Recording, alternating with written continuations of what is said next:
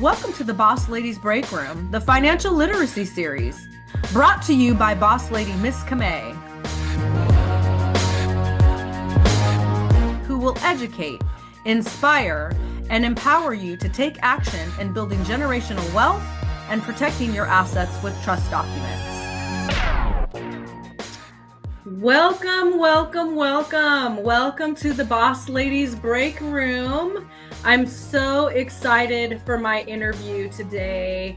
I have a fabulous, amazing boss lady joining me in the Boss Lady Breakroom today. But first, I want to talk about March was Women's History Month. And I know you guys that are watching have amazing, fabulous women in your lives that have played pivotal roles in shaping the world, overcoming immense challenges to make their mark in society. From queens and warriors to scientists and activists, remarkable women have defied conventions, shattered barriers, and sparked change in every corner of the globe. And in honor of Women's History Month, I want to highlight my amazing older sister. I'll just say that, my older sister, Tamura. She has been a stellar example in our family, to her children, to myself, to her grandchildren. She has broken financial literacy, generational curses in our family lineage. And I was just talking to my sister the other day, and just thanking her and sharing my gratitude with her for her doing that. You know, we came from a family that did not have generational wealth. We did not learn about protecting our assets, and we were not financially literate growing up. And, here today as, grown adults, boss ladies in the world, she has definitely broken that generational curse in our family. And so I just want to extend honor and gratitude to her today, sister. If you're watching this video, I love you. I'm so grateful and so appreciative of your financial example that you have been in our family. We are creating generational wealth today and protecting our assets today. And the generations that we leave behind us are going to be financially literate boss ladies and boss men for decades and decades to come. So shout out to my beautiful sister. Today, let's get right into it. You guys joining me in the Boss Ladies Breakroom. You have your favorite beverage. My break today might go a little long because I have a fabulous boss lady joining me. Felicia Howard. She is a Nevada realtor, and she is passionate about helping seniors transition to the next phase of their life. She is the go-to realtor in here in the state of Nevada. She has an amazing ability and skill set in the senior community. And she's going to tell us a little bit more about that in an initial consultation with Felicia. She's going to get to know you. She's going to get to know you personally. She's going to ask you questions about, your life, your family, and that helps her better serve you, right? It helps her serve your needs, helps her puts properties in front of you, or, put a property online for you if you're a seller. But she is the go-to senior specialist in the state of Nevada. Welcome to the break room, Felicia. Well, thank you so much for that amazing intro. I'm like, is she talking about me?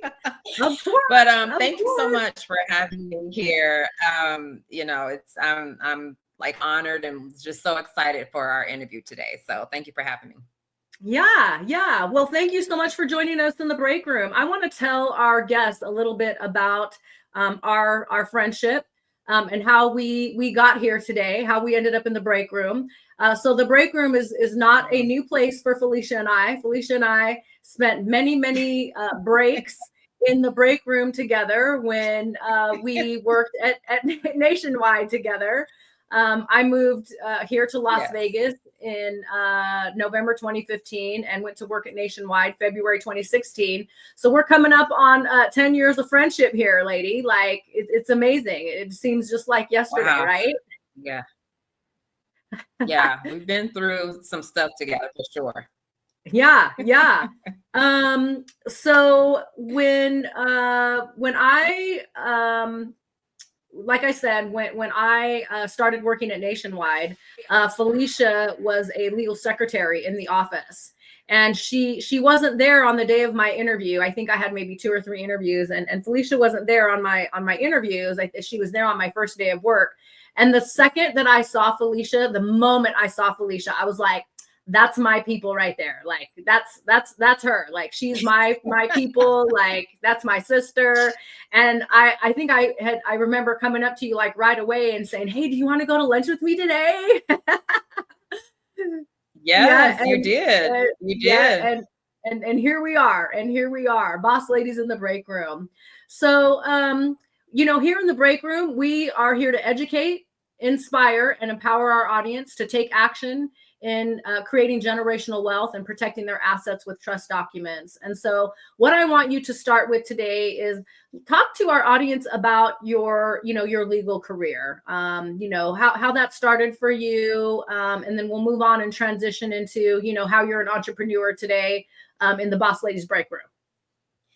Wow, how my legal career started. Well, initially I had an interest in the medical field, and I was in school for that. And I remember the director of the school at the time, or maybe the recruiter of the school, said, have you thought about ever being a paralegal? And I'm like, what is that? And I didn't even know what it was. Now we know, right? Yes. And so, anyway, I switched my my studies to paralegal studies and started my legal career in 2003. So it's been over 20 years now in the legal industry. And it's been a pretty rewarding career. Yeah. I just want to, kind of have you share, if you will, when we were at Nationwide, I had actually just left Washington State, and I had just left a very toxic work environment. I was being bullied in the workplace. Mm-hmm. And, I remember, like kind of introducing that concept to you because of, some of the behaviors and the environment that we were working in at the time. Yeah. And so can you talk to our audience a little bit about that? Not necessarily, naming names essentially, although we want to name names. But without naming names, talk about that and how that experience was for you. So prior to joining Nationwide, actually experiencing a toxic work environment, dealing with a workplace bully, that was actually at a firm prior to Nationwide. Mm-hmm. And so I was with that firm for like 2 years, and I was being bullied. Mm-hmm. Almost every day, and just didn't know what to do. And I eventually left that firm. And then joining Nationwide, the bullying started again. Mm-hmm. And I never stood up for myself in the workplace, dealing with, mm-hmm. Corporate, you just think you're a small guy in that big world. So yeah. When that bullying started, I remember coming to you, telling you what was going on. Yeah. Because I got to a point where it was, if anybody has ever been bullied in the workplace, that it can affect your health. You're stressed out, it can affect your work. And so I got to a point where I needed to talk to someone, and I came to you and told you what happened. Mm-hmm. And and I was like, oh no. And I remember you, I never forget, I remember you looked at me and you just was like, okay, and we're going to respond to this. We're not just going to lay down and just take it. And I just was like, okay, and I was so grateful that I had you in my corner, because other than that, I would have known what to do. So Yeah. yeah. Yeah, I remember that. And I remember, like saying to me, well, what if they fire me? Yes. Because when we work in corporate America, that is a common concern. If I say something, if I speak out, they're going to fire me. Yeah. And, I remember telling you, okay, and so what if they do, um, and I want people to understand, and this is something that I shared with you at the time as well. There are other jobs out there. There are other jobs out there for you. And I remember, I'm kind of skipping ahead, but I remember at a time in our careers when we both left Nationwide, because we both obviously we moved on, right? Right. Yeah. And I remember you telling me, this is like this is a job. This is a job. And like encouraging me to change my mindset and my mentality, because we were both still, processing that experience, right? We've been through it before. And I remember you telling me, write down the word job on a piece of paper and go bury it outside. You said, like, go get a spoon, get a knife, get, some big stir spoon, and go dig a hole in the ground and go bury that job and cover it up. Yeah. And that was compelling. That was compelling. And I actually did it, and at first I was like, oh, this is silly. Like, really, Felicia? Like, oh my gosh, really? But it was compelling. And it was the taking the action, right? And actually doing that.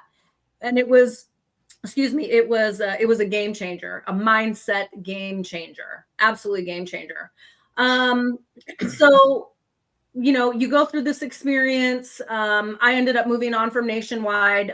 You were still there, but then there came a point when you decided to make a change. Yeah. And you left the legal field, and you decided that you wanted to pursue a career as a realtor. And so talk to our audience about that, because I want people to really hear the message here. You're leaving corporate America. You've made a decision, and I want you to share why you made the decision. What was this about for you? Because the fellow boss ladies that are watching and listening to you, they oftentimes have these ideas, they have these concepts, but they feel that they just can't leave that corporate security that really is not security. So talk to us a little bit about that. Well, I actually wanted to be a real estate agent when I was 19. I knew I wanted to do real estate when I was 19. And at the time, I just didn't have the money to pursue that career, Okay. And so at that time, when, fast forward 20 years, I'm at Nationwide. There was an announcement that the office was going to shut down. They were closing several offices, and Las Vegas was one of the ones they were closing. And I remember at that point, I said to myself, well, I can either go get another job as a legal secretary, paralegal, or I can do what I always wanted to do and take a chance on myself and go start a business as a real estate agent. And that's what I did, with some good planning. I just didn't go jump, I had to plan, but that's what I did. I did not go get another job. I signed up for real estate school, and like I said, took a chance on myself and started my real estate career at that time. And I was in April of office closed, December 2017, and April of 2018, I was licensed as a real estate agent.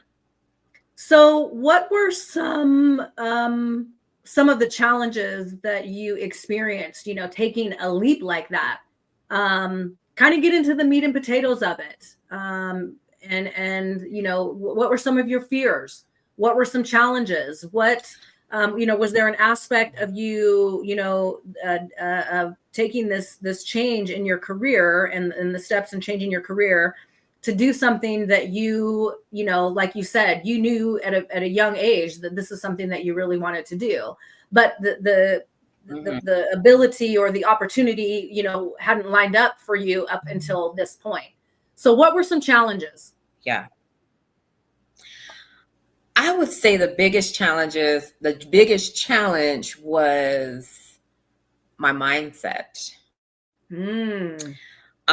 Because, when you're taking a big step like that, going from corporate, now you're entrepreneur, having my own business, you have those doubts. You have that negative talk, can I really do this? What am I doing? Are you crazy? Like, how could you guaranteed, check every 2 weeks versus now, you don't know when you're going to get paid. In real estate, you get paid when a deal closes, Yeah. So it was that was the biggest challenge, was my own mindset. I would say another challenge was starting a business is not easy. So you have to have you have to have the right people around you that will motivate, that will encourage, that will push you to keep your own mind in check, right? Yeah. And like I said, encourage you to keep going. I mean, real estate is a very tough business. For all my fellow realtors out there, you know how tough real estate is. It's a very tough business. You have to talk to people. You have to follow up with people. And so, and then you're thinking, is this even working? Is this even working? Yeah. I'm talking to all these people every day. Is it even working? So, those were my two biggest challenges, I would say, during that transition. Yeah, because you're not seeing an immediate result, right? You're not seeing immediate income. So you're on the phone and you're prospecting, but you don't get a paycheck at the end of that week, right? So when you said, like, is this really paying off? Is this really worth it? And so I think what's important in that message is, if this was easy, if being an entrepreneur was easy, everybody would be doing it, right? It's easy to get a job, right? It's easy to go get a job. I have been able to, fall back on my legal career. My legal career has been a phenomenal funding source for me. But it has, built the foundation of my business, my consulting business. But, I've been building my consulting business, Miss Camay International, since 2003. And so I think it's important for people to understand that you have to be committed to what it is that you want to accomplish for yourself. And there's strategy involved, right? There's strategy. So that involves a funding source, that involves having a job, that involves potentially, going and procuring employment in an industry that you love, that you're passionate about, that you want to pursue as an entrepreneur. So go get that job. Go apply for that job in that industry, because that's free game and you're going to get paid every 2 weeks, right? Yes, correct. Yeah, because just to go back on what you said about you don't get that paycheck every day. If you have to go get something part-time, I had to eventually fall back on my legal career and work part-time as I was building my real estate business, right? Because we still got to pay the bills, right? Yeah. So, if you have to use that, job as a funding source in order to get your business where it needs to, be, do that. Yeah. For sure. Yeah. So you just shared with us that there was the point when you actually fell back on your legal career. A phenomenal experience. The law, any aspect of law, any area of practice of law, The business acumen that you learn, working in the legal field, it's honestly priceless to me, anyway. I'm sure you share the same sentiment. Yeah. So, you're building your legal or your real estate career. And I also want to share with our audience, we've been friends. It's almost, next year will be 10 years that we've been friends. And, as we both left that mindset, right? I want to say that mindset because we were both like, working jobs, right? And so when I left Nationwide, I actually discovered the notary signing agent industry in the real estate industry. So oftentimes legal support professionals are notary publics because we are notarizing, legal documents for clients, right? Yeah. And so I had been a notary, and this notary signing agent opportunity, was presented to me. And it was an opportunity, essentially to have my own business and be my own boss. And so, I looked into the certification and, with the National Notary Association, I became certified as a notary signing agent.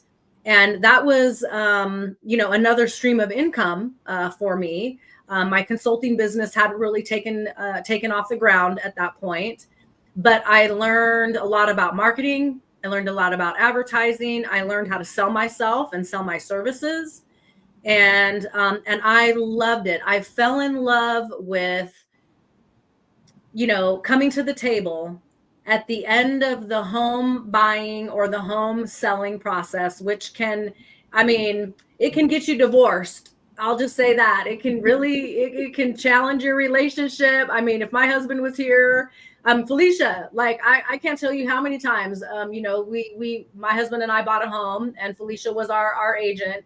And for, I don't know, like 4 or 5 months, we called Felicia, I don't know how many times, like arguing about this or arguing about that, arguing about where we were going to put the nightstands in the bedroom, and then we move in the house and we don't even put the nightstands where we were arguing about putting them, right? Right.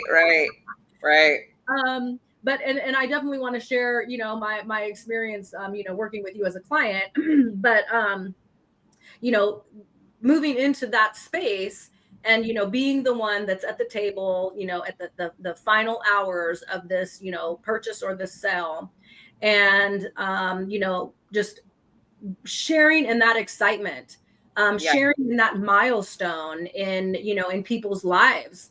And then, for my husband and I, I feel like our home, home buying process it took some time, it took some time for my husband and I to be able to qualify. So we had to work on our credit. We had to work on our finances. And, we finally, and that was something that you helped us with. You actually helped connect us with a lender, who, helped walk us through that formal process because you're the realtor, not the lender. It's different. The lender, right? It was the lender, right? Am I getting it right? Back then I was so like,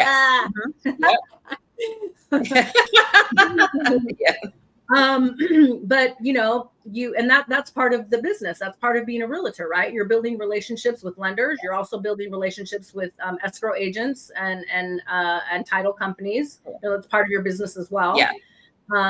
Correct. And so, getting qualified and, going through the process, but being able to sit down at the table when all of the, the drama and the craziness, we had an issue, with our closing date and our, what do you call it? When they come and inspect your home, not a home inspection, but like a new home orientation. Well, no, when the builder has to do the evaluation on the home to make sure that they're selling it for what it's valued at. Oh, the appraisal. Yeah, the appraisal. Oh my God, we had appraisal drama and DR Horton. We bought a DR Horton home, and I, Felicia can tell you, I was giving it to them. I was letting DR Horton have it over this appraisal because it moved our closing date. And, that was back in 2020, and DR Horton finally told me, hey, Miss Camay, pipe down, we can give you your money back and we'll have your house sold in like 4 hours. So like, this is what it is. But that was something that you helped us work through, you know. You were Yes, very because supportive. Go ahead, go no, ahead. I'm sorry, I didn't mean to interrupt. No, I knew how hard you had worked to get to that point. I don't know if you remember, but we were on the phone one day and you started crying because you said you're working so hard and you feel like it's always a stumbling block, like it's always something. Mm-hmm. And I don't know if you remember that conversation. So, but I remember that. And so I knew how hard you had worked to get to that point. And Yeah. so when we were at the point when DR Horton was like, Miss Camay, if you don't pipe down, we can, give you your money back. I was like, okay, yeah, no, that's not happening, because I knew the work you had put in to be a homeowner. And Yeah. so I kind of have to, like, step in and put the fire out and just kind of keep things cool until you got those keys. Cause I'm like, yeah, no, yeah. So yeah, I just wanted to say that. Yeah, well, and that's what we're talking about. That's what, we're dealing with, right? And you, as a Yeah. realtor, that is a skill set that you can't really teach people. You can't train somebody to have, that type of skill set. And I'll be the first to tell you, I have a relentless pursuit in life, relentless, and I take calculated steps. I refuse to Mhm. take no for an answer. Absolutely, I do. But Mhm. I am where I'm at, and I have, I've built the empire that I've built together with my husband because of that pursuit. And, that was something in working with you, as a client at that point, that you knew, like you said. I mean, I don't think there is, in my personal opinion, there is not a better realtor in this state than you. The skill set that you have, Oh, thank your you. compassion, your empathy, your ability to deal with boss ladies like me. That's quite a skill set. That's I quite a was skill like, if we can get through this, like, we can get through it. Anything. I remember saying that, like, when we were in that process, I said, if me and Camay can get through buying this home together and we're still friends after that, we can get through anything. Yeah. Because Yeah. that was a trying time in that, Yeah. at that time. But I had to, not only were you my friend in that, I had to turn that off and turn my professional on, and then you Yeah. know what, if that Yeah, you makes sense, did. just to Yeah. just to get you to the finish line. Yes. But yeah, I was Yes. like, if me and her can get through this, we can. Everything else is nothing. Yes. It's Yeah. Well, nothing. I So remember you telling me, Miss Kamei, you are not going to find this house anywhere else for the price, and the rates, the interest rate, like, we're talking yeah, financial literacy, right? Because we want right. to educate, inspire, and empower our audience, right? Mm-hmm. So the financial literacy that was happening in the transaction as well. Right. Our interest rate, 2.65%, a brand new house being built. We watched our home, be built from the ground up. We came here every week. We came in when the framing was here, when we weren't supposed to come Yeah. in here. Yeah. Yeah. And watched our home be built. And so, I remember that conversation. Kamei, you guys aren't going to find this house anywhere else. You're not going to find this Mm-hmm. price. You're not going to find this interest rate. It Yeah. was there was financial literacy going on, kind of unbeknownst to us in the conversations as well. Right? Facts. Yeah. Mm-hmm. Yeah. For Um, sure. so then you and I, started working together in your real estate business. So myself as a Mm-hmm. certified signing agent, and explaining to you, the power of having a designated notary to support your clients and your closings.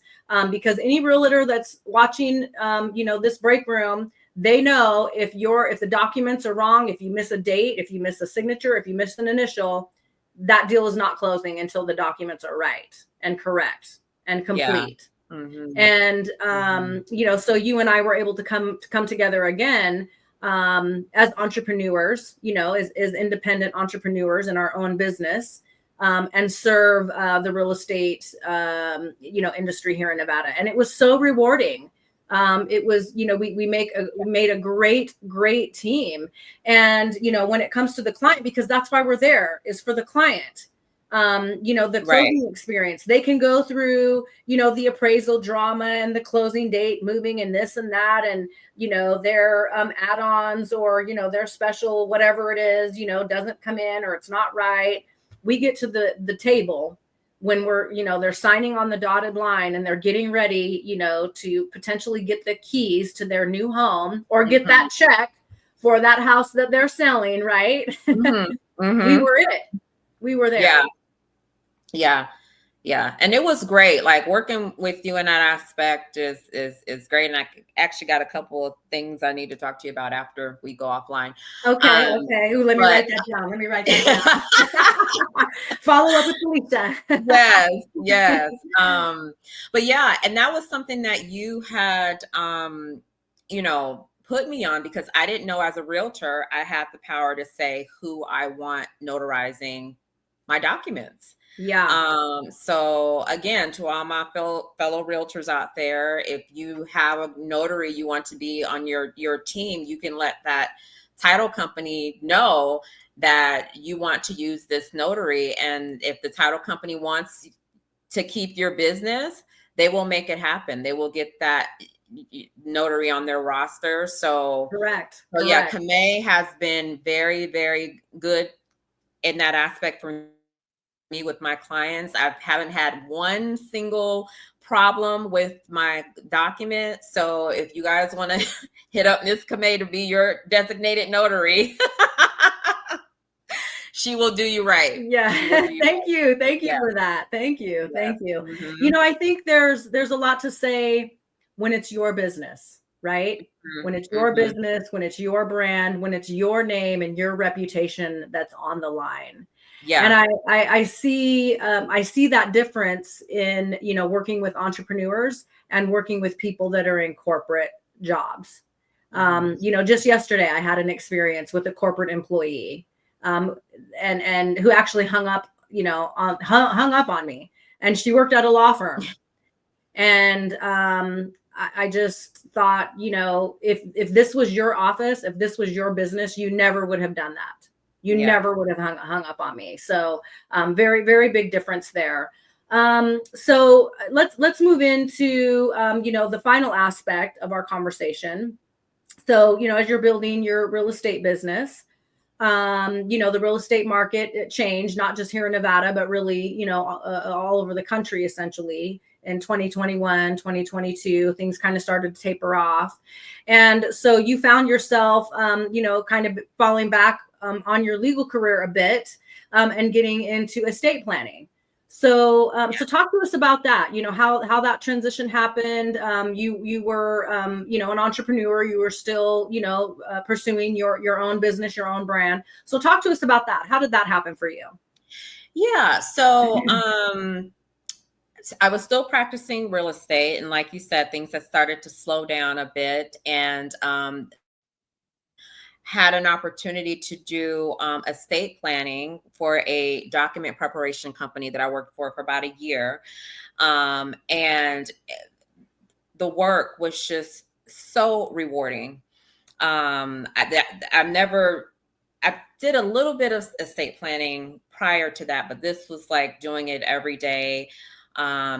Meeting new people every day, and then helping them with their estate planning documents, and protecting their assets, and to see that, their face at the end when they were at the closing table signing their documents, that they finally got this done because they put it off for God knows how long. It was just such a rewarding career. And then I was able to also market my real estate services as well, because most of those clients own property. So I did that work for a year, and it was great.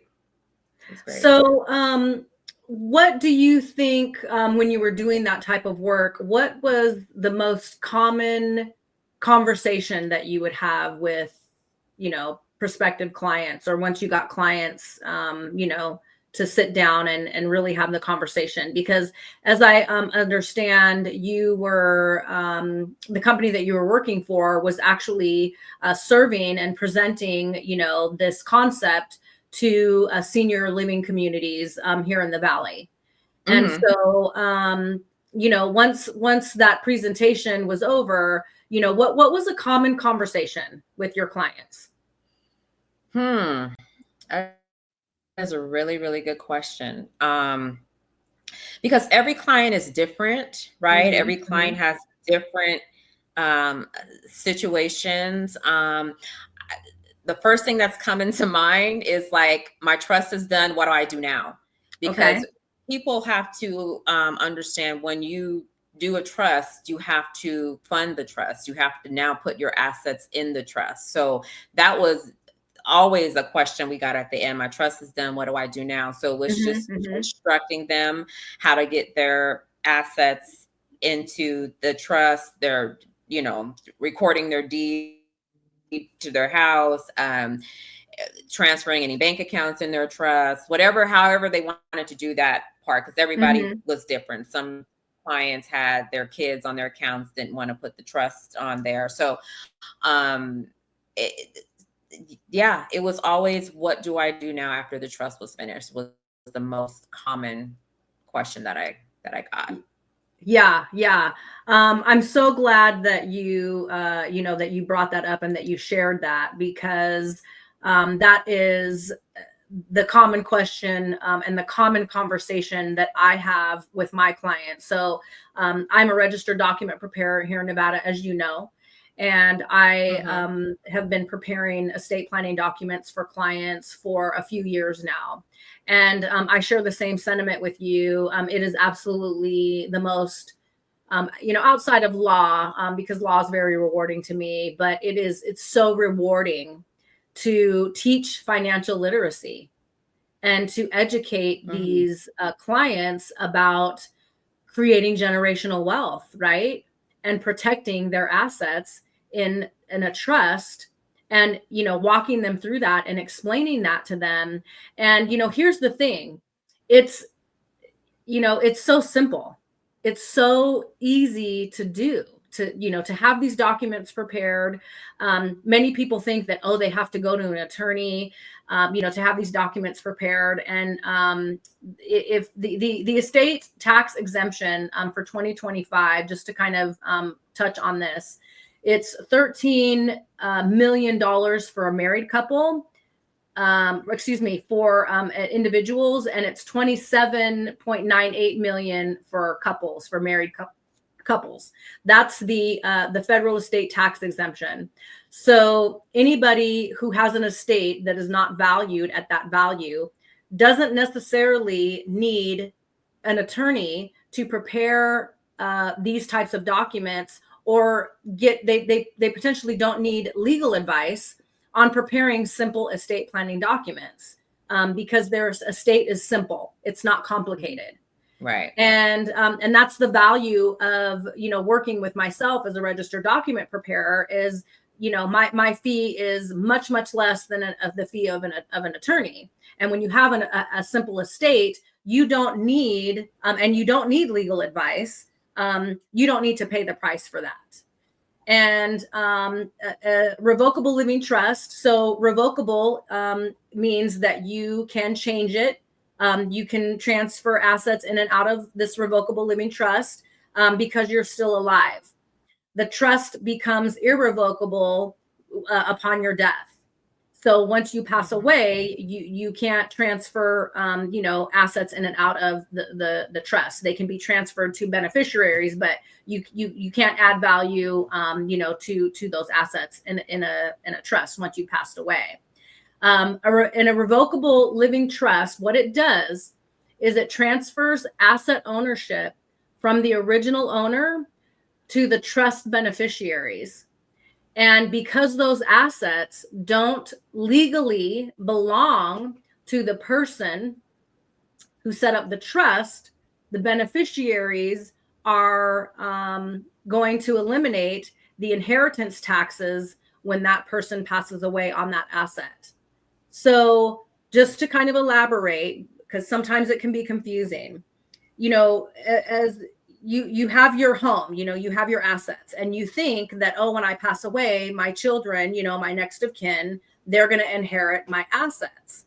Well, yes, under the law, that is how the law works. When you pass away, your next of kin inherit your assets. But if you don't have your assets protected in a trust, oftentimes what can happen is the value of, we'll just talk homes, real estate, because those are, of significant asset value. You have this home, let's just say, that's worth $500,000, and you pass away and this asset is not protected in a trust. So your next of kin will inherit that house, but they are going to be subject to pay the inheritance tax or the estate tax on that asset. And sometimes the tax on that asset is actually more than the value of the asset itself. And so your next of kin, your children, your sister, your brother, they actually, in order to pay the tax, they have to sell the asset, because the tax isn't going to go away. Uncle Sam is not going to say, oh, you have to sell the asset. Okay, well, no, never mind. No, that's not how it works. And then when they sell the asset, it has to now go through probate, because the home, if the home was not protected in the trust, it then has to go through probate. Yeah. And so that's going to affect the beneficiaries' bottom line, because now you have to pay attorney's fees, and then the process can take, it takes longer to sell a home that has to go through probate. I've done several deals that were probate deals, and it's not a quick process. Yeah. Thank you for, elaborate on that. Yes, absolutely. That is absolutely what happens. When your assets are not in a trust, you have to go through the formal probate process in order to distribute that asset. So there's estate tax, inheritance tax that's involved, and then also probate court, which is expensive because you have to pay, essentially an attorney or pay somebody to take you through probate court. And it takes, I've heard, and maybe you can elaborate on this, because I don't help people through probate, but it can take a year and a half potentially to go through probate. Well, during, COVID, it was, that long. I would say now, the last deal that I did, it was like 6 months. So it was a lot shorter. Thank goodness. It was about 6 months. So yeah. Yeah, it can take some time. Yeah, great information. Yep, great information.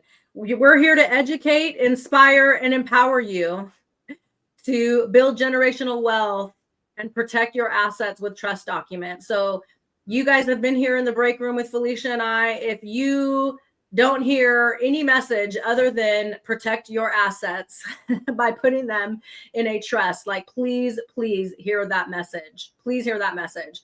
Felicia, I, when I invited you to the break room with me, I asked you, in closing, to talk about, some financial literacy tips that you can share with our audience, so that they can walk away educated, inspired, and empowered to take action. So what are your financial literacy tips? Okay. Well, I was able to come up with two financial literacy tips that were actually given to me. So, and I've been implementing them, and they've been working great for me. So the first thing is just calculate the expense. So anytime you are getting ready to start a project or buy a house, maybe you're renovating your house, or maybe you, I don't know, want to buy a car, any financial thing that you're trying to do, just calculate the expense just to make sure you have enough money to complete your project, right? You don't want to start nothing that you can't finish. So that's the first. Don't spend more money than you have to spend. Right. Calculate the cost first, and then make sure you have enough to complete it, and then execute the whatever project you're doing. The second tip that I have, which I love this tip. The first time I heard this tip, I said, wow, what a gem. And I started doing that, and it just works so great. So it's treat your money properly.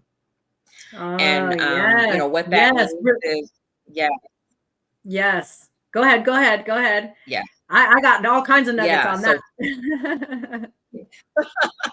so yeah, treat money properly. So you want to have separate accounts and allocate your money accordingly, right? So all your money should not go into one pot. So an example of how you can do that is you could have like every paycheck that you get.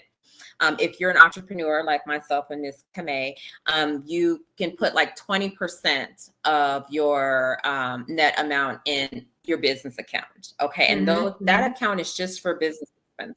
That's it. Right.